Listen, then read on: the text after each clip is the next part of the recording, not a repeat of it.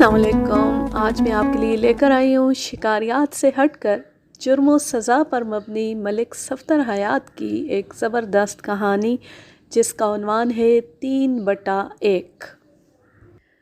शिकारियात की अभी बहुत सी कहानियाँ बाकी हैं जो मैं वक्तन फ़वक्तन आपको सुनाती रहूँगी।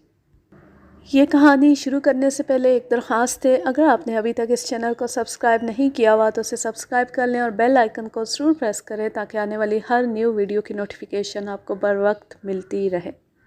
तो चलें शुरू करते हैं। पिछले दिनों जनूबी पंजाब के एक इलाके में एक हौलनाक इज्तिमाई कत्ल की वारदात पेश आई जब एक ही ख़ानदान के तमाम अफराद को सोते में मौत के घाट उतार दिया गया। प्रेस और मीडिया ने इस वाक़े की भरपूर कवरेज की और जितने मुंह उतनी बातें के मस्दाक तहकीकी जुगादरियों ने इस वारदात के बारे में भी अपनी अपनी अकल के मुताबिक कयास आराइयाँ की। बाद अज़ां इस वाक़े के पस मंज़र के हवाले से जो शवाहिद और हक़ाइक़ सामने आए वो आप सब के इल्म में है। दुनिया के किसी भी मसले और तनाज़े की जड़ खोद दें, वहाँ ज़न, ज़र और ज़मीन में से कोई एक या एक से ज़्यादा बैठे नज़र आते हैं। हमारे ज़माने में प्रेस और मीडिया इतना ताकतवर नहीं था, बल्कि मीडिया का तो दूर दूर तक नामो निशान सुनने और देखने में नहीं आता था और प्रेस में भी वही ख़बरें अपनी जगह बना पाती थीं जिनके पीछे कोई बड़ा इशू मौजूद होता था। आज वाली आसानी और सहूलत हमें मुयस्सर नहीं थी। आप भी सोच रहे होंगे कि कहानी शुरू करने के बजाय मैंने कोई और ही किस्सा छेड़ दिया है। ऐसी बात नहीं है। दरअसल इस तमहीद का मकसद ज़न, ज़र और ज़मीन की हलाकत ख़ैज़ियों को उजागर करना था और कोई भी कहानी या दास्तान इनके ज़िक्र से खाली नहीं। अब मैं असल वाक़े की तरफ आता हूँ। एक रोज़ मैं थाने में बैठा रोज़मर्रा के उमूर निपटा रहा था कि मुझे बताया गया मौज़ा शमशेरपुर में दोहरे कत्ल की एक वारदात हो गई है। शमशेरपुर एक छोटा सा गांव था और मेरे थाने की हुदूद में आता था, अगरचा वो थाने से 4 मील के फासले पर था। उन दिनों थानों की तादाद इतनी ज़्यादा नहीं हुआ करती थी जितनी कि आजकल है और थानों के अंदर मौजूद नफरी का भी आजकल की नफरी से कोई मुकाबला नहीं था। अगर मुकाबला नागज़ीर भी ठहरे तो यही कहना मुनासिब होगा कि ये मुकाबला हाथी और चूहे के माबैन था। मैंने इत्तला कुनिंदा को फ़ौरन अपने पास बुला लिया। उस शख्स का नाम बशीर लोहार था और वो मौज़ा शमशेरपुर ही का रहने वाला था। वो आम सी शक्ल सूरत और मुतनासिब बदन का मालिक था। उसने छोटी सी दाढ़ी भी रखी हुई थी। उम्र यही कोई 45 साल के करीब रही होगी। मैंने बशीर लोहार से पूछा, हाँ भाई, कौन कौन कत्ल हुआ है? वो दोनों सगे भाई थे थानेदार साहब। वो दुखी लहजे में बोला, बड़े का नाम फयाज और छोटे का नाम रियाज था। दोनों गबरू जवान थे जी। तुम्हारा उन दोनों से क्या रिश्ता है? उसके अंदाज से मुझे इतना अंदाज़ा तो हो गया था कि वो मकतूलैन का बाप नहीं हो सकता था। हाँ, अलबत्ता चाचा, मामा, ताया वग़ैरह हो सकता था। बशीर लोहार के जवाब ने मेरे अंदाज़े की नफ़ी कर दी। बोला, मेरी उनसे कोई रिश्तेदारी नहीं थी जनाब। बस ये समझ लें कि हम सब एक ही गांव से ताल्लुक़ रखते हैं। मैं उनका पड़ोसी हूँ जी। पड़ोसी? क्या तुम अकेले ही इत्तला देने आए हो या मकतूलैन का कोई करीबी अजीज़ भी तुम्हारे साथ है? मैं अकेला नहीं हूँ जी, 2 बंदे बाहर बरामदे में भी बैठे हुए हैं, लेकिन हम में से कोई भी फयाज और रियाज का रिश्तेदार नहीं। वो दरअसल बात यह है जनाब, उनके घर में ऐसा कोई भी नहीं जो इस वाक़े की रिपोर्ट करने आपके पास आता। वो दोनों तो कत्ल कर दिए गए।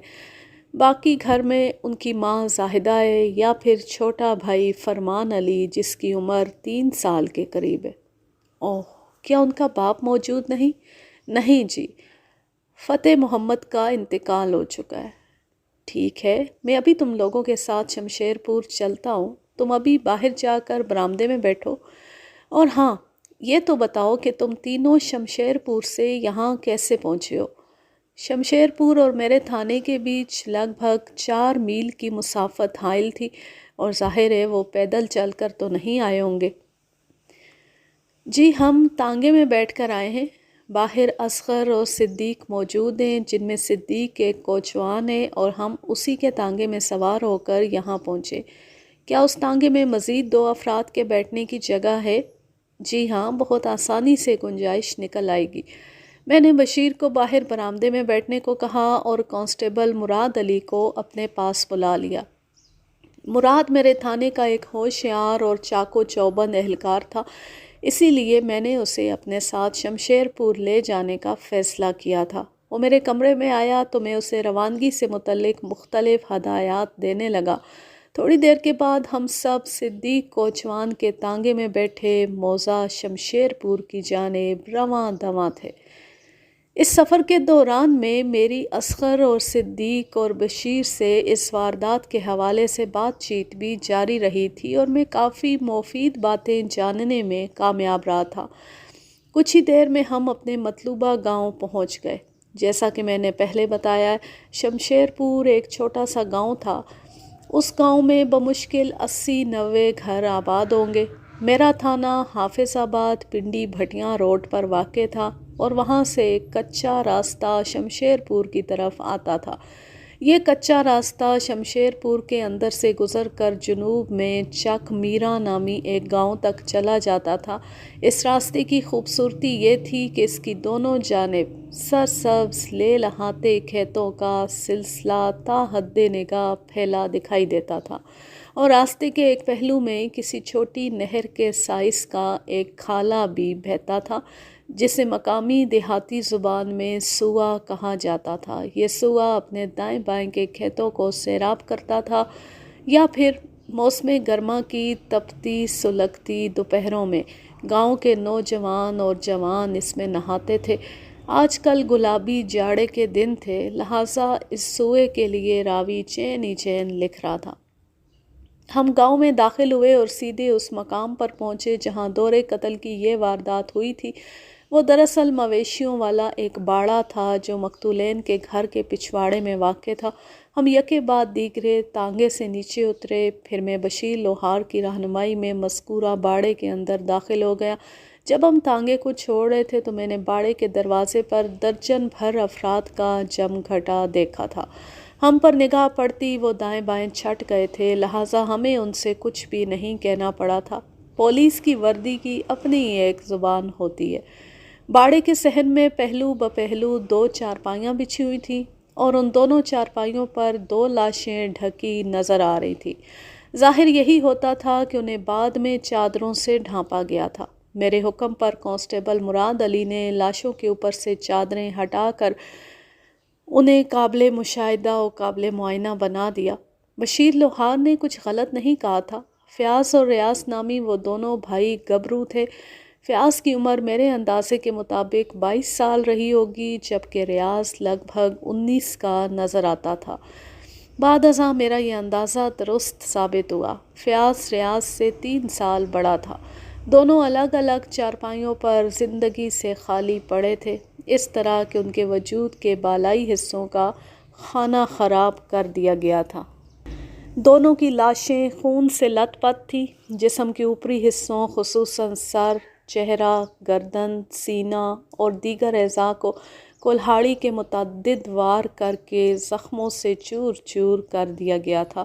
سب سے زیادہ خطرناک کٹ کھوپڑی اور گردن پر نظر آ رہے تھے، جو یقیناً ان کی موت کا سبب بھی بنے تھے۔ ان لاتعداد گھاؤں سے خارج ہونے والے خون نے ان کے لباسوں کے علاوہ چارپائیوں پر بچھے ہلکے پھلکے بستروں کو بھی رنگین بنا دیا تھا۔ موسم کی خنکی نے خارج شدہ خون کے جمنے میں اچھی خاصی مدد کی تھی۔ وہ ماہ اکتوبر کے ابتدائی ایام تھے۔ دن میں موسم خاصا خوشگوار رہتا تھا، لیکن جیسے ہی دن ڈھلنے لگتا فضا میں ہلکی ٹھنڈک شامل ہو جاتی تھی، اور رات میں لازماً کچھ نہ کچھ اوڑھ کر سونا پڑتا تھا۔ خاص طور پر کھلے آسمان کے نیچے رات بسر کرنے والوں کو تو چادر یا خیس وغیرہ کی ضرورت محسوس ہوتی تھی۔ مجھے یہ دیکھ کر حیرت ہوئی کہ وہ دونوں مقتول بھائی بغیر کچھ اوڑھے سوئے ہوئے تھے۔ میں نے تھوڑی دیر پہلے ان کے اوپر سے جو چادریں ہٹوائی تھیں وہ ان کا اوڑھنا نہیں تھی۔ میں نے یہ معلوم کر لیا تھا کہ لاشوں کی دریافت کے بعد ڈھانپنے کے لیے ان پر وہ چادریں ڈالی گئی تھیں۔ یا تو قاتل ان کے اوڑھنے کے کپڑے ساتھ لے گیا تھا، یا پھر انہوں نے کوئی کپڑا اوڑھنے کی ضرورت ہی محسوس نہیں کی تھی۔ ہر دو صورت میں صورتحال بڑی پراسرار اور حیرت انگیز تھی۔ اس سے بھی زیادہ تشویشناک اور قابل غور بات یہ تھی کہ دونوں بھائیوں کی جانب سے کسی مزاحمت کے آثار نظر نہیں آتے تھے۔ جب کسی شخص پر کلہاڑی کے وار کیے جاتے ہیں تو چاہے وہ سویا ہو یا نہ ہو، کچھ نہ کچھ مزاحمت ضرور کرتا ہے۔ پھر یہ دو افراد کے قتل کا معاملہ تھا، اس میں تو مزاحمت کی کوشش واضح طور پر دکھائی دینا چاہیے تھی۔ یوں محسوس ہوتا تھا کہ وہ دونوں رضاکارانہ طور پر قتل ہوئے تھے۔ وہ دونوں بڑی شرافت سے آنکھیں بند کیے لیٹے تھے۔ قاتل آیا، تیز دھار کلہاڑی کے پے در پے وار کر کے انہیں موت کے گھاٹ اتارا اور واپس چلا گیا۔ انہوں نے اس یلغار کے خلاف اف تک نہ کی، حتیٰ کہ ان کی لاشوں نے بھی بڑے صبر اور برداشت کا مظاہرہ کیا۔ درجنوں مہلک وار کھا کر بھی وہ ٹس سے مس نہ ہوئی، جبکہ فطری رد عمل اس بات کا متقاضی تھا کہ ہر وار پر ان کے بدن تڑپتے پھڑکتے۔ اس دور قتل کی واردات میں سوچنے اور سمجھنے کے لیے بہت کچھ تھا، اور ان لمحات میں میرا ذہن بڑی تیزی سے کام کر رہا تھا۔ یہ صورتحال مجھے کسی بھی طور ہضم نہیں ہو رہی تھی۔ مجھے یقین تھا کہ دال میں کچھ کالا ضرور ہے، بلکہ زیادہ امکان اس بات کا تھا کہ پوری دال ہی کالی ہے۔ ایسا ہونا ممکن نہیں تھا کہ وہ کچھ اوڑھے بغیر کھلے آسمان کے نیچے سوئے ہوں۔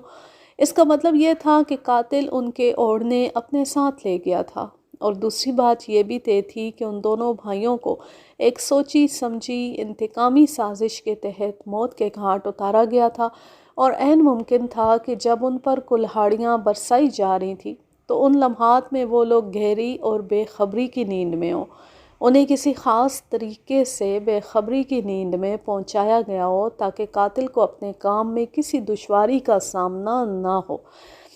میں نے تفصیلی معائنے کے بعد دونوں لاشوں کو دوبارہ چادروں سے ڈھک دیا اور انہیں سرکاری ہسپتال پہنچانے کے انتظامات میں مصروف ہو گیا۔ فیاض اور ریاض کی لاشوں کا پوسٹ مارٹم بھی بہت ضروری تھا۔ پوسٹ مارٹم کی رپورٹ میرے خدشات کی تسکین کر سکتی تھی۔ مجھے امید تھی کہ یہ تسکین ضرور ہوگی۔ اس کام سے فارغ ہونے کے بعد میں نے مذکورہ باڑے کا تفصیلی جائزہ لیا۔ باڑے کا رقبہ لگ بھگ 8 مرلے رہا ہوگا۔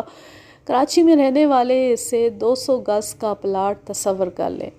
باڑے کے عقبی حصے میں 2 کمرے بنے ہوئے تھے، جن میں سے ایک نسبتاً چھوٹا اور دوسرا بڑا تھا۔ چھوٹے کمرے کے اندر مویشیوں کا کھاجا وغیرہ بھرا ہوا تھا اور کچھ کھیتی باڑی کا سامان بھی رکھا نظر آ رہا تھا۔ بڑے کمرے میں کوئی قابل ذکر شے موجود نہیں تھی۔ اس کی حالت سے اندازہ ہوتا تھا کہ بوقت ضرورت وہاں مویشیوں کو پارک کیا جاتا تھا۔ دونوں کمروں کے ٹیکنیکل معائنے کے بعد میں کشادہ صحن میں نکل آیا، جس کی ایک دیوار کے ساتھ 4 مویشی موجود تھے۔ ان میں 2 بیل اور 2 بھینسیں تھیں۔ ایک بھینس کالی اور دوسری بھوری تھی۔ یہ چاروں بے زبان جانور اپنی کنڈلیوں پر بندھے خاصے افسردہ دکھائی دیتے تھے۔ صحن کے دوسرے کونے میں 2 بکریاں اور ایک بکرا بھی بندھا نظر آیا۔ اس باڑے میں داخلے کے 2 دروازے تھے، جن میں سے ایک بڑا اور دوسرا چھوٹا تھا۔ مقتولین کا گھر گلی کے آخری کنارے پر واقع تھا، یعنی یہ ایک کارنر مکان تھا جسے 2 گلیوں کا ساتھ میسر تھا۔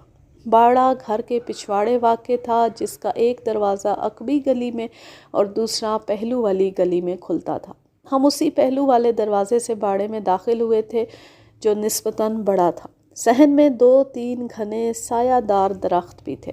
میں نے جائے وقوع کا نقشہ تیار کیا اور موقع کی کارروائی مکمل کرنے کے بعد وہاں موجود لوگوں سے پوچھ گچھ کرنے لگا۔ کانسٹیبل مراد علی کو میں نے لاشوں کے ساتھ سرکاری ہسپتال بھیج دیا تھا، اور اب جو بھی کرنا تھا مجھے ہی کرنا تھا۔ میں نے 2-3 افراد کو ٹٹول کر دیکھا، لیکن ان کی زبانوں سے کام کی کوئی بات نہ نکل سکی۔ اس کے بعد میں بشیر لوہار کی طرف متوجہ ہو گیا۔ یہ شخص مقتولین کا پڑوسی تھا اور اس واقعے کی اطلاع لے کر میرے پاس پہنچا تھا۔ میں نے اس سے پوچھا، بشیر، تمہارے خیال میں اس واردات کا ذمہ دار کون ہو سکتا ہے؟ جناب، میں اس بارے میں کچھ نہیں کہہ سکتا۔ تم ان کے پڑوسی ہو، کیا تمہیں اتنا بے خبر ہونا چاہیے؟ آپ غلط نہیں کہہ رہے تھانے دار صاحب، میں ان کا پڑوسی ہوں اور ان کے حالات کے بارے میں بہت کچھ جانتا ہوں، لیکن قتل کی اس واردات کے حوالے سے مجھے کچھ معلوم نہیں ہے۔ آپ یقین کریں، میں بالکل سچ کہہ رہا ہوں۔ ٹھیک ہے، میں نے فی الحال تمہاری بات کا یقین کر لیا۔ اب یہ بتاؤ، اس واردات کا سب سے پہلا شاہد کون تھا؟ اس نے الجھ کر مجھے دیکھا۔ میں یہ پوچھ رہا ہوں کہ ان دونوں بھائیوں کی لاشوں کو سب سے پہلے کس نے دیکھا تھا؟ منظور موچی نے۔ منظور باز والی گلی سے گزر رہا تھا کہ باڑے کے کھلے ہوئے دروازے میں سے اس کی نظر اندر صحن میں چلی گئی، جہاں بچھی چارپائیوں پر یہ دونوں بھائی خون میں لت پت پڑے تھے۔ میری دکان گھر کے اندر ہی سامنے والے حصے میں ہے اور سارا گاؤں جانتا ہے کہ میں صبح سویرے اپنی دکان پر بیٹھ کر کام شروع کر دیتا ہوں۔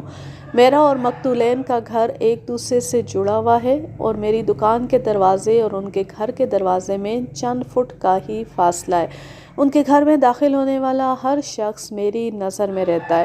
منظور موچی نے باڑے والا خونی منظر دیکھ کر مقتولین کے گھر کی طرف دوڑ لگائی تھی، اور اس سے پہلے کہ وہ گھر کا دروازہ کھٹکھٹاتا میری اس پر نگاہ پڑ گئی۔ میں نے اسے بڑی پریشانی کے عالم میں دیکھا۔ یہ سب مجھے بڑا عجیب لگا۔ میں نے اسے بے ساختہ آواز دی، او منظورے، خیریت تو ہے؟ اس نے چونک کر مجھے دیکھا، پھر تیزی سے میری دکان میں داخل ہوا اور بولا، خیریت نہیں ہے بشیرے، پر ہوا کیا ہے؟ منہ سے کچھ تو بول۔ پیچھے باڑے میں 2 لاشیں پڑی ہیں، میرا خیال ہے فیاض اور ریاض کو کسی نے قتل کر دیا ہے۔ اوہ، تم اسی واقعے کی اطلاع دینے ادھر آئے ہو؟ ہاں، میں ان کی ماں کو بتانا چاہتا تھا کہ تم نے آواز دے دی۔ میں دکان سے فوراً باہر آ گیا۔ جس دوران میں منظورہ مقتولین کے دروازے پر دستک دے رہا تھا، میں نے باڑے میں جا کر اس کی فراہم کردہ اطلاع کی تصدیق اپنی آنکھوں سے کر لی۔ فیاض اور ریاض کی خون آلود لاشیں بے حس و حرکت چارپائیوں پر پڑی تھیں۔ تھانے دار صاحب، اس دور قتل کا لرزہ خیز منظر دیکھ کر میں واپس آیا تو منظورہ دروازے پر کھڑا زاہدہ کو اس واقعے کے بارے میں بتا رہا تھا۔ اس کے بعد تو گویا ایک کوہرام مچ گیا۔ زاہدہ اپنا دوپٹہ سنبھالتے ہوئے ہم دونوں کے ساتھ باڑے میں پہنچی اور اپنی آنکھوں سے فیاض اور ریاض کی کٹی پھٹی خون آلود لاشیں دیکھی۔ اس منظر نے اسے بے قابو کر دیا اور وہ دھاڑیں مار کر رونے لگی۔ جناب، پھر تو اس واقعے کی خبر پورے شمشیر پور میں پھیل گئی۔ فوری طور پر فیصلہ کیا گیا کہ سب سے پہلے تھانے میں اطلاع دینا چاہیے۔ چنانچہ میں نے صدیق کوچوان کو تیار کیا اور ہم اصغر کے ساتھ آپ کے پاس پہنچ گئے۔ یہ ہے کل کہانی۔ کافی سنسنی خیز کہانی ہے۔ کیا منظور موچی ان لوگوں میں شامل ہے؟ نہیں جناب، وہ اس وقت کہیں نظر نہیں آ رہا۔ وہ ہوگا تو گاؤں کے اندر ہی نا؟ جی ہاں، اسے کہاں جانا ہے؟ ٹھیک ہے، میں مقتولین کی والدہ کے پاس جا رہا ہوں، تم منظور موچی کو ڈھونڈ کر میرے پاس لے آؤ۔ بہت بہتر جناب۔ تمہارے گھر میں کوئی فالتو تالا پڑا ہوا ہے؟ جی، مل جائے گا۔ جاؤ، بھاگ کر جلدی سے تالا لے آؤ، چابی بھی ساتھ لانا۔ ابھی گیا اور ابھی آیا سرکار۔ یہ کہتے ہی وہ رخصت ہو گیا۔ اس باڑے میں، جیسا کہ میں نے پہلے بتایا ہے، 2 دروازے تھے۔ ایک وہ بڑا دروازہ جس میں سے ہم اندر داخل ہوئے تھے، اور دوسرا چھوٹا دروازہ جو باڑے کی عقبی دیوار میں تھا۔ یہ چھوٹا دروازہ اندرونی جانب سے بند تھا اور اس پر تالا بھی لگا ہوا تھا۔ بشیر لوہار سے میں نے جو تالا منگوایا اسے میں بڑے دروازے پر لگانا چاہتا تھا تاکہ جائے وقوع کو محفوظ کیا جا سکے۔ یہ کچھ اس نوعیت کی واردات تھی کہ عین ممکن تھا قاتل تک رسائی حاصل کرنے کے لیے مجھے باقاعدہ کھرا اٹھوانا پڑتا، اور اس کام کا نقطہ آغاز یہ باڑہ ہی تھا۔ تھوڑی دیر کے بعد بشیر لوہار تالا اور چابی لے کر آ گیا۔ میں نے باڑے کا بڑا دروازہ باہر سے بند کیا، اس کی کنڈی چڑھا کر تالا لگایا اور خود زاہدہ پروین سے ملنے اس کے گھر کی طرف چل پڑا۔ میں نے وقتی طور پر باڑے کو لوگوں کی آمد و رفت سے محفوظ رکھنے کے لیے تالا لگا دیا تھا، لیکن بعد ازاں پہلی فرصت میں مجھے وہاں سرکاری تالا ڈالنا تھا۔ یہ ساری کارروائی زاہدہ سے ملاقات کے بعد ہی ممکن تھی۔ میں نہیں جانتا تھا اس ملاقات کا کیا نتیجہ برآمد ہوگا۔ عین ممکن تھا کہ اس ملاقات سے کچھ ایسے اشارے مل جائیں کہ کسی کھوجی کی ضرورت ہی محسوس نہ ہو۔ دونوں لاشوں کی حالت چیخ چیخ کر اس بات کا اعلان کر رہی تھی کہ یہ واردات ایک سنگین انتقامی کارروائی کا نتیجہ ہے۔ قاتل جو کوئی بھی تھا وہ ان دونوں بھائیوں کے لیے اپنے دل و دماغ میں نفرت رکھتا تھا۔ اس تناظر میں یہ ممکن نہیں تھا کہ زاہدہ اپنے بیٹوں کے کسی ایسے دشمن سے واقف نہ ہو جو اس حد تک چلا گیا تھا۔ زاہدہ پروین کو دیکھ کر مجھے ایک جھٹکا لگا۔ میں نے سوچا تھا کہ وہ 45-50 کے پیٹے میں ہوگی، لیکن وہ کسی بھی طور 30 سے زیادہ کی نظر نہیں آتی تھی۔ میں نے اپنی حیرت کو ظاہر نہ ہونے دیا اور ہمدردی بھرے لہجے میں گفتگو کا آغاز کرتے ہوئے کہا، زاہدہ، مجھے اس ہولناک واقعے کا گہرا دکھ ہے اور میں تمہارے رنج میں برابر کا شریک ہوں۔ تم فکر نہ کرو، میں بہت جلد تمہارے بیٹوں کے قاتل کو ڈھونڈ نکالوں گا۔ اس وقت ہم دونوں زاہدہ کے گھر کے اندر ایک کمرے میں بیٹھے تھے اور اس کمرے میں ہم دونوں کے سوا اور کوئی نہیں تھا۔ اس واقعے کی خبر عام ہونے کے بعد زاہدہ کا گھر گاؤں کی عورتوں سے بھر گیا تھا۔ وہ سب اس سے ہمدردی اور تعزیت کے لیے آئی تھیں۔ جب میں گھر میں داخل ہوا تو اس وقت بھی وہاں 4-5 عورتیں موجود تھیں، اس لیے پوچھ گچھ کی خاطر میں زاہدہ کو الگ کمرے میں لے کر بیٹھ گیا تھا۔ زاہدہ کا 3 سالہ بچہ فرمان علی بھی انہی عورتوں نے سنبھال رکھا تھا۔ وہ میرے اظہار ہمدردی کے جواب میں بولی، میں بھی یہی چاہتی ہوں کہ فیاض اور ریاض کا قاتل جتنی جلدی ممکن ہو سکے جیل کی سلاخوں کے پیچھے چلا جائے۔ میں یہ کر سکتا ہوں، لیکن اس کے لیے مجھے تمہارے تعاون کی ضرورت ہوگی۔ بتائیں میں آپ سے کیا تعاون کروں؟ اس کی آنکھوں میں مجھے ایک انجانی سی سرد موری محسوس ہوئی۔ اس کے 2 بیٹوں کو بڑے بہیمانہ انداز میں موت کے گھاٹ اتار دیا گیا تھا۔ اس ہندوناک واقعے پر ایک ماں کا جو فطری رد عمل ہونا چاہیے تھا وہ مجھے زاہدہ کے انداز و تاثرات میں کہیں دکھائی نہیں دیتا تھا۔ وہ رو رہی تھی، پریشانی اور دکھ کا اظہار کر رہی تھی، لیکن اس کی آنکھوں میں موت کا دیا ہوا داغ کہیں دکھائی نہیں دیتا تھا۔ وہ آنکھیں کرب اور اذیت کے مفہوم سے خالی تھیں۔ تمہارے تعاون کے بغیر میرے لیے ایک قدم بھی اٹھانا ممکن نہیں۔ تم مجھے بتاؤ گی کہ ان دونوں بھائیوں کو کس نے قتل کیا ہے؟ اگر مجھے قاتل کا پتہ ہوتا تو میں جا کر اسے گردن سے نہ پکڑ لیتی۔ آپ بھی عجیب بات کہہ رہے ہیں تھانے دار صاحب۔ میں نے کوئی عجیب بات نہیں کی ہے زاہدہ۔ تم اس وقت دکھی اور پریشان ہو، اس لیے تمہیں ایسا محسوس ہوا ہے، ورنہ میں ایک لمحے کے لیے رکا، ایک گہری سانس خارج کی اور اپنی بات مکمل کرتے ہوئے کہا، دراصل میں یہ جاننا چاہتا ہوں کہ ان دونوں بھائیوں کی کس کس سے دشمنی تھی۔ میرا سوال سن کر زاہدہ کے چہرے پر ایسے تاثرات نمودار ہوئے جیسے وہ مجھے کوئی واضح جواب دینا چاہ رہی ہو، لیکن اگلی ہی لمحے اس نے ارادہ بدل دیا اور بولی، وہ دونوں تو بہت ہی نیک اور شریف تھے، کوئی ان سے دشمنی کیوں کرے گا؟ مگر وہ بولتے بولتے خاموش ہو گئی۔ زاہدہ بی بی، انہیں جس بے دردی سے موت کے گھاٹ اتارا گیا ہے، یہ کام کسی دوست کا نہیں ہو سکتا۔ صاف ظاہر ہو رہا ہے کہ قاتل ان دونوں سے شدید نفرت کرتا تھا۔ وہ کتنی ہی نیک اور شریف کیوں نہ ہو، کوئی نہ کوئی ان کا دشمن ضرور ہوگا۔ انسان کے جہاں 10 دوست ہوتے ہیں، وہاں انہی دوستوں کے اندر یا باہر ایک آدھ دشمن بھی موجود ہوتا ہے۔ اور یہ جو تم بولتے بولتے اچانک رک گئی ہو، اس سے ظاہر ہوتا ہے کہ تم اس واردات کے حوالے سے کوئی ایسی بات ضرور جانتی ہو جو مجھے فیاض اور ریاض کے قاتل تک پہنچا سکتی ہے۔ کیا تم یہ نہیں چاہتی ہو کہ ان کے قاتل کو عبرتناک سزا ہو؟ میں نے بتایا ہے نا، میری شدت سے خواہش ہے کہ ان کا قاتل جلد از جلد پھانسی لگ جائے۔ آپ میری کسی بات کا غلط مطلب نہ نکالیں۔ کیا ہوا جو میں ان کی سگی ماں نہیں ہوں؟ زاہدہ پروین کے آخری جملے نے میرے ذہن میں ابھرنے والے بہت سے سوالات کا منہ بند کر دیا۔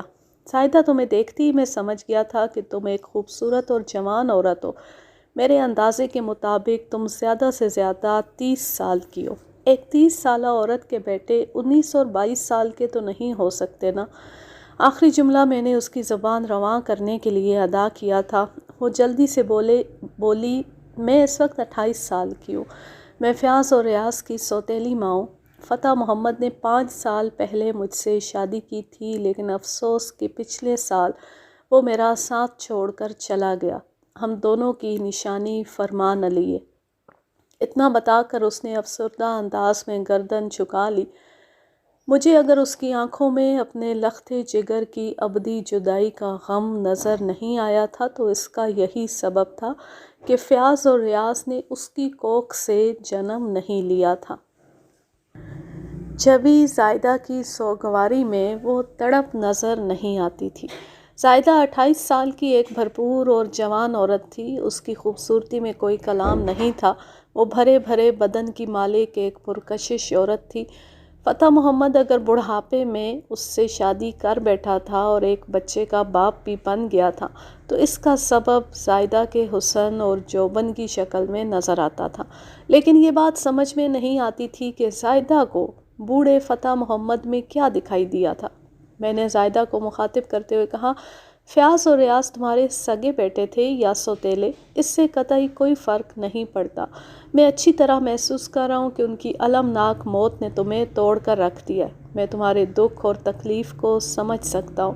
آپ کا بہت بہت شکریہ تھانے دار صاحب۔ میں چونکہ تمہارے دکھ درد کو سمجھ رہا ہوں اس لیے چاہتا ہوں کہ فیاض اور ریاض کے قاتل کو قرار واقعی سزا ملے۔ مجھے امید ہے اگر تم مجھ سے مناسب تعاون کرو تو یہ کام آسانی سے ہو سکتا ہے۔ تھوڑی دیر پہلے تم نے ان کے دشمن کے حوالے سے جملہ نامکمل چھوڑ کر خاموشی اختیار کر لی تھی۔ اگر تم مجھے یہ بتا دو کہ تمہارے ذہن میں کیا ہے تو وہ کوئی خاص بات نہیں تھی۔ بات خاص تھی یا عام، تم اس فکر میں نہ پڑو۔ بعض اوقات ایک معمولی اور غیر اہم بات بھی نتیجہ خیز ثابت ہوتی ہے۔ تو مجھ سے کچھ نہ چھپاؤ، میں تمہارا ہمدرد اور خیر خواہ ہوں۔ چند لمحات تک متذبذب رہنے کے بعد وہ ہچکچاتے ہوئے بولی، تھانے دار جی، دراصل میرا دھیان صفدر کی طرف جا رہا تھا۔ صفدر؟ یہ کون ہے؟ صفدر اسی گاؤں میں رہتا ہے، فضول اور آوارہ انسان ہے، مجھے تو ایک آنکھ نہیں بھاتا۔ ٹھیک ہے، یہ صفدر بہت ہی بیکار شخص ہوگا، لیکن فیاض اور ریاض کے قتل کے سلسلے میں تمہارا دھیان صفدر کی طرف کیوں چلا گیا؟ اس کا مقتولین سے کیا تعلق ہے؟ مجھے واضح طور پر یہ محسوس ہو رہا تھا کہ زائدہ کی زبان سے کوئی ایسا انکشاف ہونے والا ہے جو مجھے دونوں بھائیوں کے قاتل تک پہنچانے کا ذریعہ بن جائے گا۔ میں پوری توجہ سے اس کے بولنے کا انتظار کرنے لگا۔ چند لمحات تک خاموش رہنے کے بعد اس نے جواب دیا، وہ جی، پچھلے دنوں صفدر کا ان دونوں بھائیوں سے اچھا خاصا جھگڑا ہو گیا تھا۔ جھگڑا؟ اس جھگڑے کی وجہ کیا تھی؟ میرا خیال ہے کہ میں آپ کو کھل کر بتاؤں۔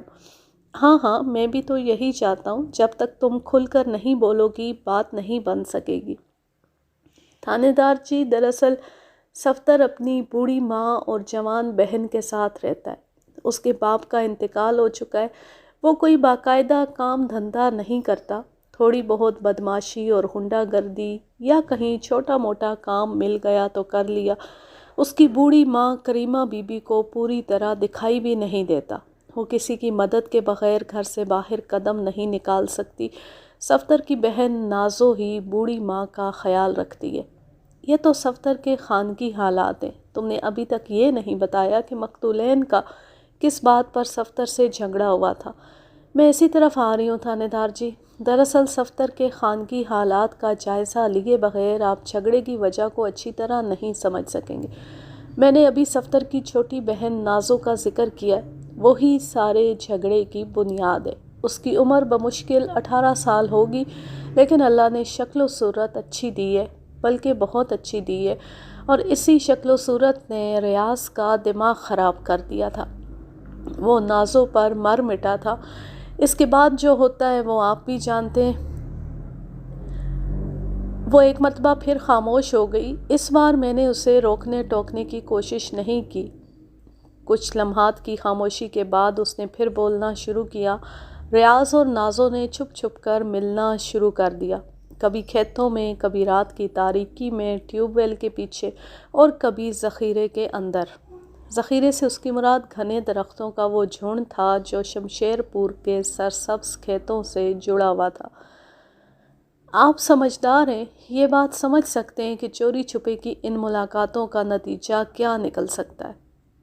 نازو اور ریاض کے درمیان جو کچھ چل رہا تھا وہ زیادہ عرصے تک چھپا نہ رہ سکا۔ ان کے تعلقات کی خبریں اڑ کر صفدر تک بھی پہنچیں اور اس ہنڈے کا دماغ خراب ہو گیا۔ ایک روز اس نے ریاض کو گھیر لیا اور بغیر کوئی سوال کیے اسے مارنا شروع کر دیا، اور کسی کو پتہ ہو یا نہ ہو لیکن ریاض اچھی طرح جانتا تھا کہ صفدر اس سے کس بات پر جھگڑا کر رہا ہے۔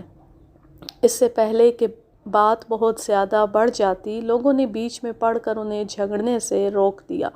اس جھگڑے کی خبر گھر تک بھی پہنچی تھی۔ مجھے اور فیاض کو اس معاملے کی سن گن تو تھی، لیکن یہ اندازہ نہیں تھا کہ نوبت مار پیٹ تک جا پہنچے گی۔ جب ہمیں ان کے تعلقات کا پتہ چلا تو ہم نے ریاض کو زمانے کی اونچ نیچ سمجھانے کی کوشش کی تھی، اور اس نے وعدہ بھی کیا تھا کہ آئندہ وہ نازو سے نہیں ملے گا۔ ہم مطمئن ہو گئے، لیکن ریاض نے اپنے وعدے کا پاس نہیں کیا اور چوری چھپے نازو سے ملنے کا سلسلہ جاری رکھا۔ چند روز بعد ریاض اور فیاض کھیتوں کی طرف جا رہے تھے کہ صفدر اچانک ان کے سامنے آ گیا۔ اس وقت صفدر کے ساتھ لاکھو بھی تھا۔ لاکھو کوئی اچھا آدمی نہیں۔ لوگوں کا خیال ہے کہ وہ مختلف قسم کے جرائم میں ملوث رہتا ہے، اور صفدر سے اس کی بڑی گاڑی دوستی بھی ہے۔ لاکھو نے اس روز ریاض سے کہا، اسے آخری وارننگ سمجھ لو۔ میں اپنے الفاظ دہرانے کا عادی نہیں ہوں۔ جو لوگ میری بات کو نہیں سمجھ پاتے انہیں میں پھر اپنے مخصوص طریقے سے سمجھا دیتا ہوں، اور ایسا سمجھاتا ہوں کہ زندگی بھر اور زندگی کے بعد بھی وہ میرا نام سن کر تھر تھر کانپنے لگتے ہیں۔ صفدر کی چھوٹی بہن نازو سے دور رہو۔ لیکن ریاض کا تو اب اس لڑکی سے کوئی واسطہ نہیں ہے، فیاض نے حیرت بھرے انداز میں کہا۔ ہم نے اسے سمجھا دیا ہے، شاید تمہیں کوئی غلط فہمی ہوئی ہے۔ غلط فہمی؟ لاکھو ایک جھٹکے سے ریاض کی جانب مڑا اور زہریلے لہجے میں بولا، اوئے بھونڈے عاشق کی اولاد، کیا تم پچھلی جمعرات کو نازو سے نہیں ملے تھے ادھر کھڑی فصل میں؟ بتا اپنے بھائی کو کہ مجھے کوئی غلط فہمی نہیں ہوئی۔ کوئی جواب دینے کے بجائے ریاض نے گردن جھکا لی، جو اس بات کا اقرار تھا کہ لاکھو کے کہے کے مطابق وہ پچھلی جمعرات کو نازو سے ملنے کھیتوں کی طرف گیا تھا۔ اس موقع پر فیاض نے اپنے بھائی کی حمایت کرتے ہوئے قدرے سخت لہجے میں کہا، تم میرے بھائی کے پیچھے ہی ہاتھ دھو کر کیوں پڑ گئے ہو؟ ذرا اپنے دوست صفدر کی بہن کو بھی تو سمجھاؤ، وہ کیوں ریاض سے ملنے کے لیے آتی ہے؟ میرا خیال ہے ریاض کے ساتھ ساتھ ہاتھ دھو کر تمہارے پیچھے پڑنے کی بھی ضرورت ہے۔ تمہاری حمایت نے ہی اس لڑکے کا دماغ خراب کیا ہے۔ لاکھو نے فیاض کی آنکھوں میں دیکھتے ہوئے خطرناک لہجے میں کہا۔ لاکھو کے لہجے میں پوشیدہ سنگین دھمکی کو اس وقت فیاض سمجھ نہ سکا، اور معاملہ رفع دفع کر کے وہ ریاض کو اپنے ساتھ گھر لے آیا، اور پھر چند روز بعد ہی یہ واقعہ پیش آ گیا۔ زاہدہ پروین نے دکھی انداز میں بات ختم کی اور امید افزا نظروں سے مجھے دیکھنے لگی۔ زاہدہ، تم نے جو کہانی سنائی ہے اس سے تو یہی لگتا ہے کہ ان دونوں بھائیوں کی موت میں صفدر یا لاکھو کا ہاتھ ہو سکتا ہے۔ میں ان دونوں بندوں کو اچھی طرح چیک کروں گا۔ صفدر تو شمشیر پور کا ہی رہنے والا ہے، کیا لاکھو بھی؟ نہیں جی، لاکھو کا تعلق چیاں والی سے ہے، جو ہمارے گاؤں سے 2 میل دور مغرب میں واقع ہے۔ وہ صفدر سے ملنے یہاں آتا رہتا ہے۔ تم فکر نہ کرو زاہدہ، اس واردات میں صفدر اور لاکھو ملوث ہیں یا کوئی اور شخص۔ میں قاتل کی تلاش میں مغرب، مشرق، شمال، جنوب، ہر سمت میں پھیل جاؤں گا۔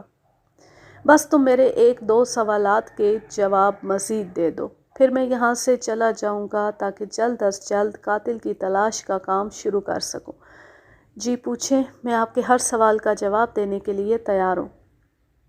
لیکن اس سے پہلے کہ میں زاہدہ سے کوئی سوال کرتا، کمرے کے باہر کسی بچے کے رونے کی آواز ابھری تو زاہدہ نے تڑپ کر دروازے کی طرف دیکھا اور بے قراری سے بولی، میرا فرمان رو رہا ہے، اس کے دودھ کا وقت ہو گیا ہے۔ اگر آپ اجازت دیں تو میں 10-15 منٹ میں اسے کچھ کھلا پلا کر واپس آ جاتی ہوں۔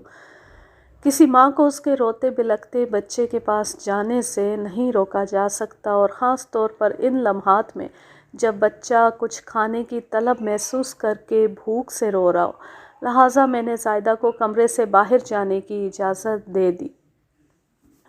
ان لمحات میں میرا ذہن بڑی تیز رفتاری سے سوچ رہا تھا۔ زائدہ نے نازوں کے حوالے سے صفدر اور لاکھو کے غم و غصے اور دھمکی کے انداز کی جو تفصیل بیان کی تھی، اس کی روشنی میں تو ذہن کی آنکھ انہی دو ہنڈا عناصر کو دیکھنے پر مجبور تھی۔ یہ کوئی انوکھی بات نہ ہوتی کہ صفدر یا لاکھو نے یا ان دونوں نے مل کر ریاض اور فیاض کو موت کے گھاٹ اتار دیا ہو۔ میں نے دونوں بھائیوں کی لاشوں کا تفصیلی معائنہ کیا تھا اور انہیں دیکھ کر یہی بات سمجھ میں آتی تھی کہ دوران قتل انہوں نے کسی قسم کی مزاحمت نہیں کی تھی۔ اپنی جان ہر انسان کو پیاری ہوتی ہے۔ ریاض اور فیاض کا رد عمل سمجھ سے بالا تر تھا، جو اس حقیقت کی جانب اشارہ کرتا تھا کہ جب ان پر کلہاڑیاں برسائی جا رہی تھیں تو وہ دونوں ہوش و حواس سے بیگانہ تھے، اور یہ بیگانگی عارضی بھی ہو سکتی تھی اور مستقل بھی۔ تھوڑی دیر کے بعد زائدہ اپنے بیٹے فرمان علی کو کھلا پلا کر واپس میرے پاس آ گئی۔ باہر سے اب فرمان کے رونے کی آواز نہیں آ رہی تھی، جس کا مطلب یہی تھا کہ وہ ماں کی گود کی مخصوص حرارت میں شکم سیر ہونے کے بعد پرسکون ہو گیا۔ میں نے زائدہ کی جانب متوجہ ہوتے ہوئے گہری سنجیدگی سے پوچھا، زائدہ، دن چاہے کیسا بھی کیوں نہ ہو، لیکن رات میں آج کل اچھی خاصی ٹھنڈ ہو جاتی ہے اور کچھ اوڑھے بغیر سونا دشوار محسوس ہوتا ہے۔ ایسے موسم میں وہ دونوں بھائی باڑے میں جا کر کیوں سوئے تھے، اور وہ بھی کھلے آسمان تلے، اس طرح کہ انہوں نے کچھ اوڑھنے کی ضرورت بھی محسوس نہیں کی؟ اس نے تحمل سے میری بات سنی اور بولی، پہلی بات تو یہ کہ وہ بغیر کچھ اوڑھے نہیں سوتے تھے، ان کی چارپائیوں پر سرہانوں کے علاوہ خیس بھی رکھے ہوتے تھے۔ اور جہاں تک آپ کے دوسرے سوال کا تعلق ہے، تھانے دار جی، آج کل شمشیر پور میں ڈھور ڈنگر کی چوری کے بڑے واقعات پیش آ رہے ہیں۔ آپ نے دیکھا ہی ہوگا، ادھر باڑے میں ہمارے اچھے خاصے مویشی بندھے ہوئے ہیں۔ پچھلے چند روز سے ریاض اور فیاض اپنے مال ڈنگر کی حفاظت کے لیے ادھر ہی سو رہے تھے۔ بس اتنی سی بات ہے۔ وہ تو ٹھیک ہے زائدہ، لیکن جائے وقوعہ سے خیس تو نہیں ملے؟ یہ حیرت والی بات نہیں کہ قاتل جاتے ہوئے ان کے خیس بھی اپنے ساتھ لے گیا ہے؟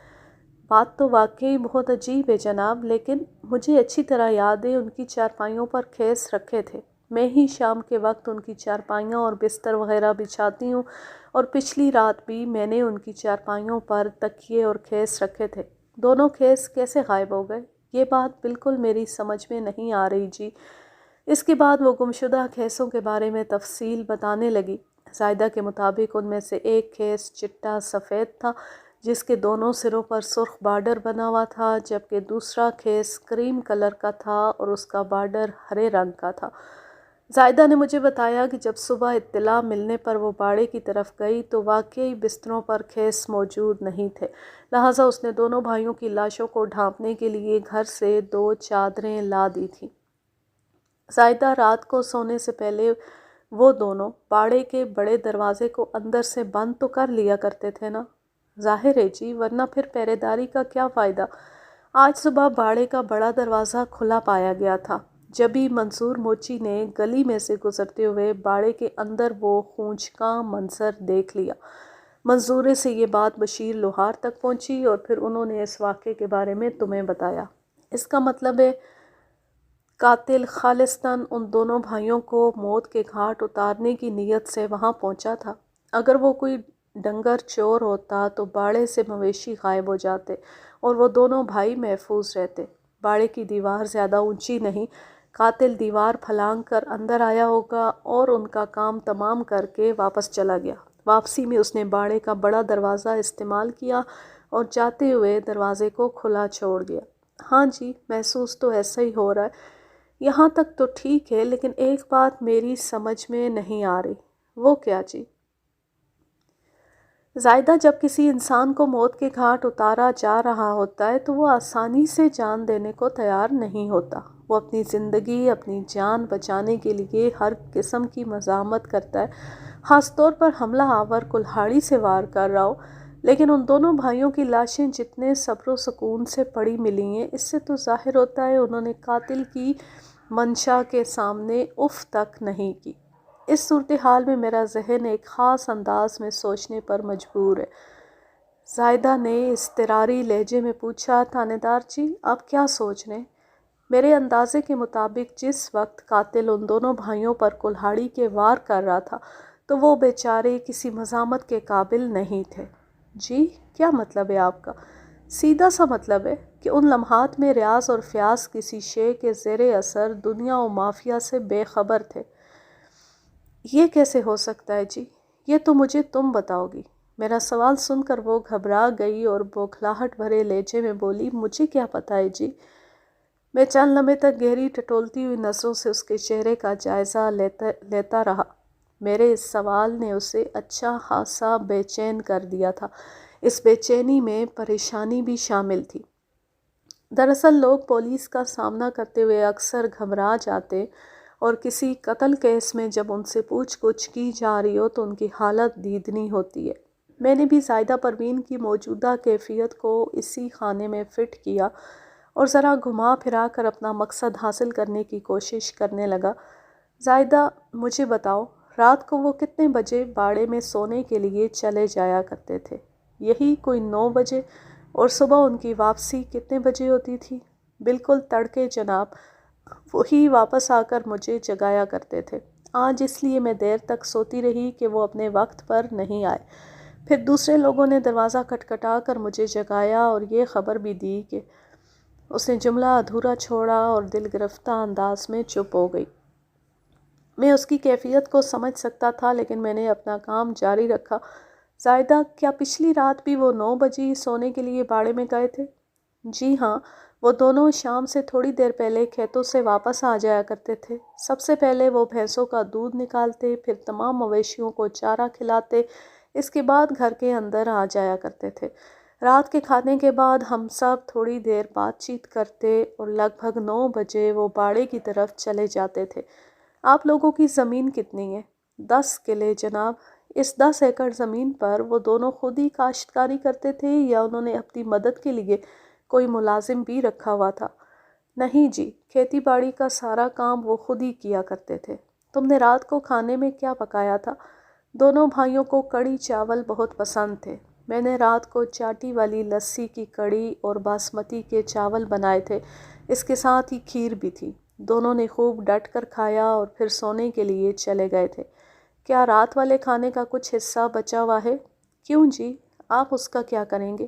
کرنا کیا ہے زائدہ؟ دراصل کڑی چاول اور کھیر مجھے بھی بہت پسند ہے، سوچا تمہارے ہاتھ کا ذائقہ بھی چکھ لوں گا۔ ویسے بھی دن کے کھانے کا وقت ہے۔ موقع اور صورتحال کے پیش نظر میری یہ خواہش اور پسندیدگی بھرے الفاظ انتہائی نامناسب تھے۔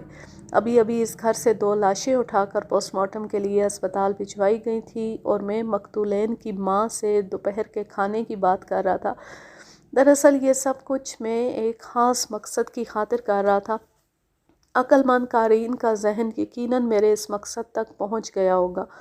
چند لمحات تک متذبذب رہنے کے بعد وہ بولی، اب تو جناب کچھ بھی باقی نہیں ہے۔ میں نے رات ہی کو ہنڈیا اور پتیلے دھو کر رکھ دیے تھے۔ ان دونوں کو کھانا اتنا پسند آیا تھا کہ وہ ایک پلیٹ ختم کرتے تو دوسری مانگتے۔ میں نے ایک گہری سانس خارج کی۔ مجھے اپنے مقصد میں کامیابی نہیں ہو سکی تھی۔ دراصل میں اس کھانے کا لیبارٹری ٹیسٹ کروانا چاہتا تھا جسے کھا کر وہ دونوں ایسی غفلت کی نیند سوئے تھے کہ انہیں اپنے انا للہ ہونے کی بھی خبر نہ ہوئی۔ کیا تم اس گاؤں میں اکیلی ہی رہتی ہو یا تمہارے عزیز رشتہ دار بھی یہاں ہیں؟ باہر اور دوسرے کمروں میں جو عورتیں موجود ہیں وہ تمہاری رشتہ دار تو نہیں لگتی۔ آپ کا اندازہ بالکل درست ہے جی۔ یہ گاؤں کیا، اس سے باہر بھی دور دور تک میرا کوئی رشتہ دار موجود نہیں۔ بس میرا ایک تایا کا بیٹا ہے جو ادھر جلال نگر میں رہتا ہے۔ میں نے اس واقعے کی اطلاع دینے کے لیے ایک بندے کو جلال نگر بھیجا تو ہے، اب دیکھیں سلطان کب تک یہاں پہنچتا ہے۔ سلطان تمہارے تایا زاد کا نام ہے؟ جی ہاں۔ میں نے مزید 15 منٹ اس کے پاس گزارے، اسے مختلف ہدایات دیں۔ اس کے بعد اس کے ساتھ ہی اسے اس عظیم سانحے پر تسلی بھی دی۔ وہ اس ہمدردانہ رویے پر بار بار میرا شکریہ ادا کر رہی تھی۔ میں نے اسے یقین دلایا کہ بہت جلد ریاض اور فیاض کے قاتل کو ڈھونڈ نکالوں گا، اور اس دوران اگر اسے کوئی اہم بات پتہ چلے تو وہ فوراً مجھے بتائے۔ اس نے بڑی سنجیدگی سے وعدہ کیا کہ وہ میری ہدایت کو ذہن میں رکھے گی۔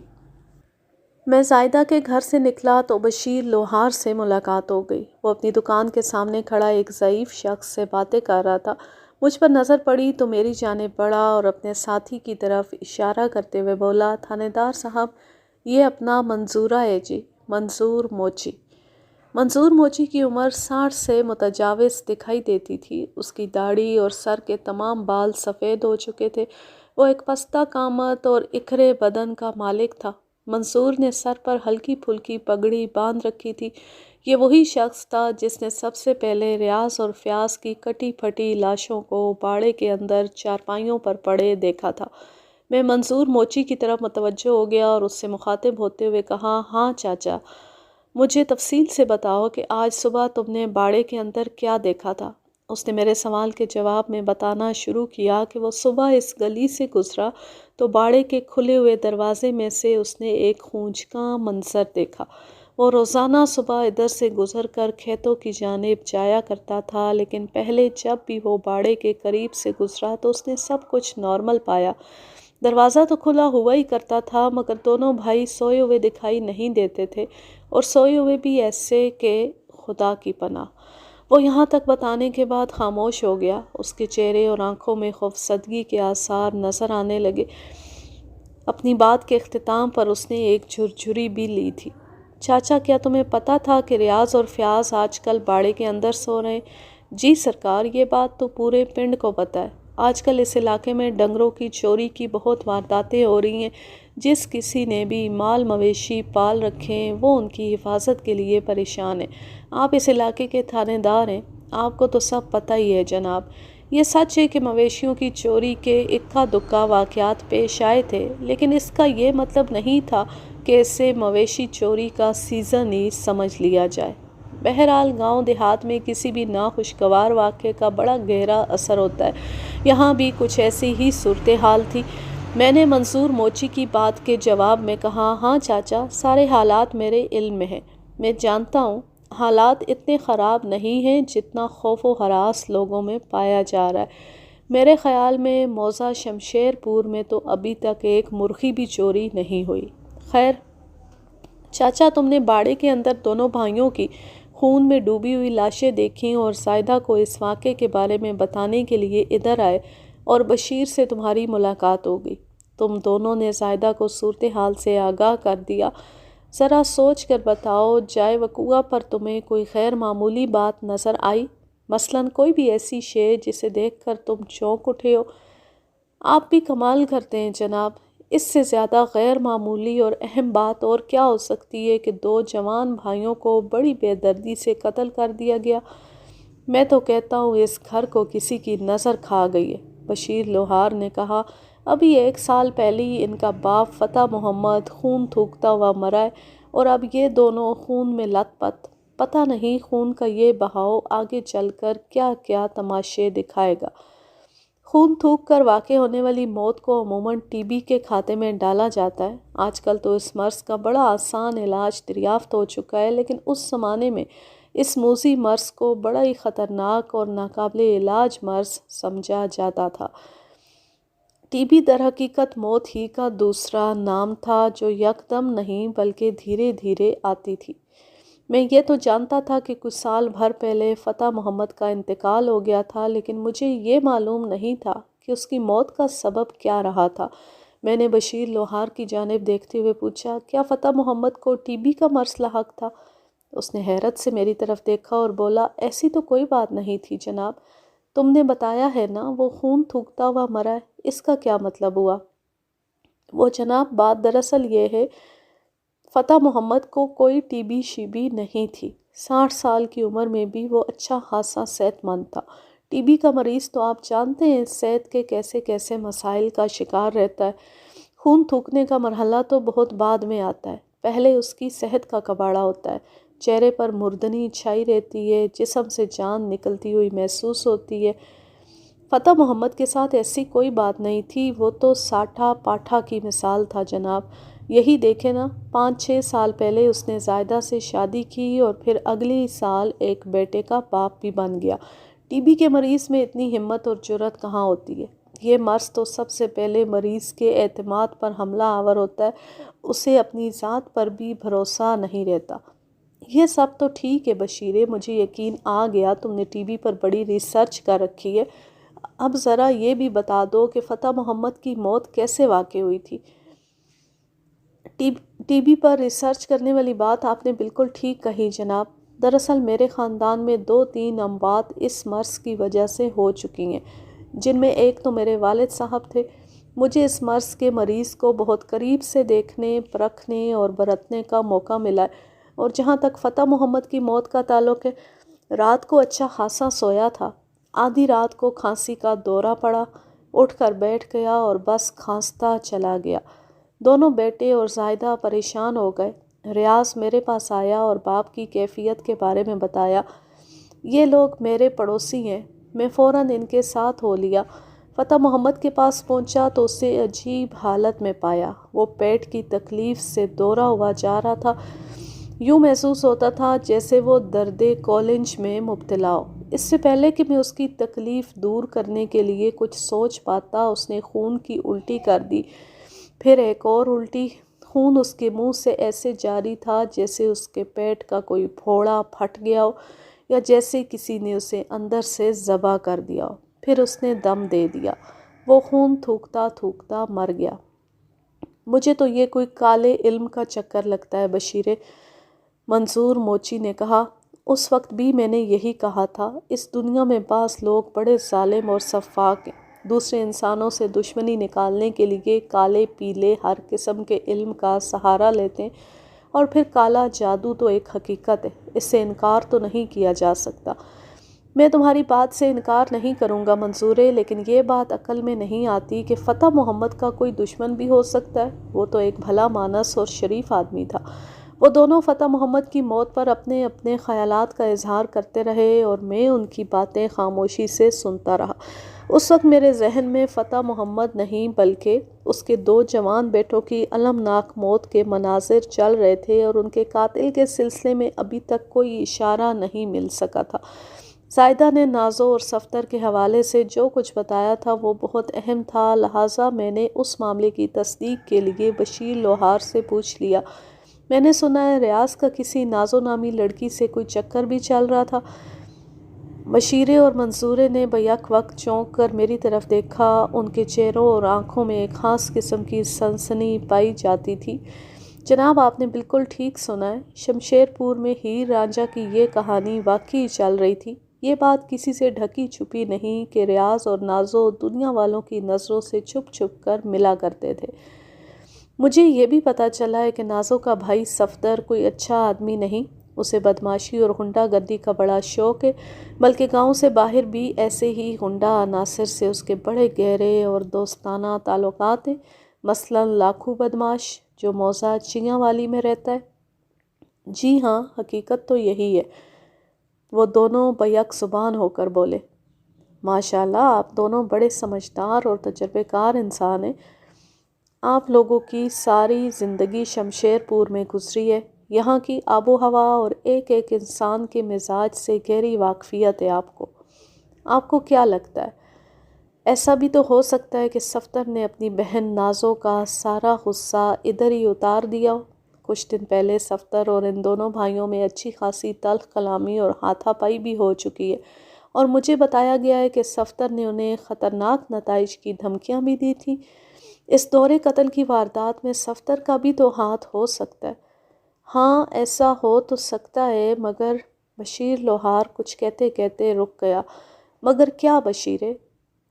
میرے علم کے مطابق صفدر تو کل صبح سے کہیں گیا ہوا ہے، وہ گاؤں میں موجود نہیں۔ اس سے کوئی فرق نہیں پڑتا کہ وہ گاؤں میں ہے یا گاؤں سے باہر، وہ کہاں گیا ہوا ہے یہ تو مجھے پتہ نہیں جناب، منصور موچی نے مشورہ دینے والے انداز میں کہا۔ پتر تھانے دار، آپ ایسا کرو کہ صفدر کے گھر جا کر پتہ کرو، اس کی بوڑھی والدہ اور بہن گھر پر ہی ہے، صفدر کے بارے میں وہی کوئی صحیح بات بتا سکتی ہیں؟ ہاں جی، منظورہ بالکل ٹھیک کہہ رہا ہے، صفدر کے گھر سے کوئی کام کی بات معلوم ہو سکتی ہے۔ میں نے مزید 2-4 سوالات کر کے انہیں فارغ کر دیا اور وہاں سے رخصت ہونے سے پہلے میں نے ان سے صفدر کے گھر کی لوکیشن بھی معلوم کر لی۔ جب میں جانے لگا تو بشیر لوہار نے مجھ سے پوچھا، تھانے دار صاحب، باڑے پر آپ نے جو تالا لگایا ہے اس کی چابی آپ کے پاس ہے، اور آپ جانتے ہیں وہاں نصف درجن سے زائد جانور بندھے ہوئے ہیں۔ اس واردات کے ہنگامے کی وجہ سے پتہ نہیں انہیں صبح بھی کچھ کھانے کو دیا گیا ہے یا نہیں، اور آگے شام بھی آنے والی ہے۔ اس نے ایک اہم نکتے کی طرف میری توجہ دلائی۔ میں نے اس خیال سے باڑے کو لاک کر دیا تھا کہ اگر کسی کھوجی کی مدد سے قاتل کا سراغ لگانے کی ضرورت محسوس ہوئی تو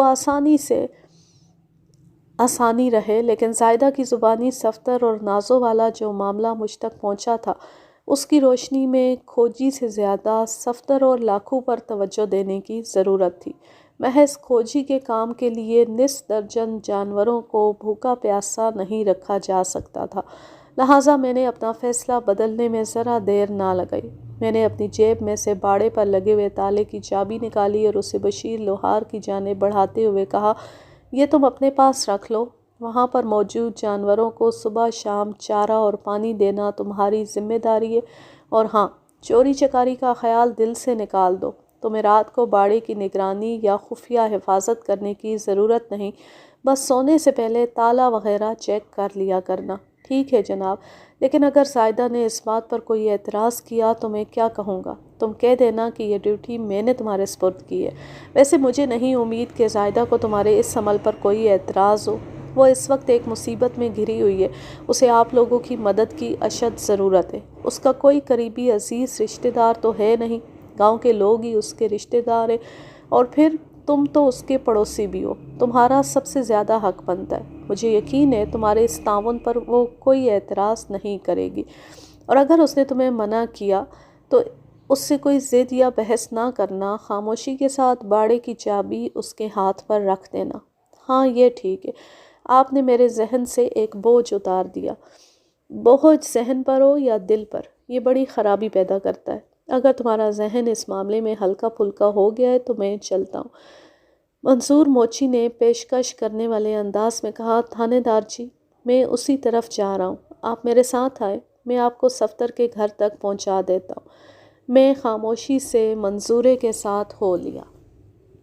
آج کے لیے بس اتنا ہی، اب میں لیتی ہوں آپ سے اجازت۔ جانے خوش رہیں، شاد و آباد رہیں، ہنستے مسکراتے رہیں۔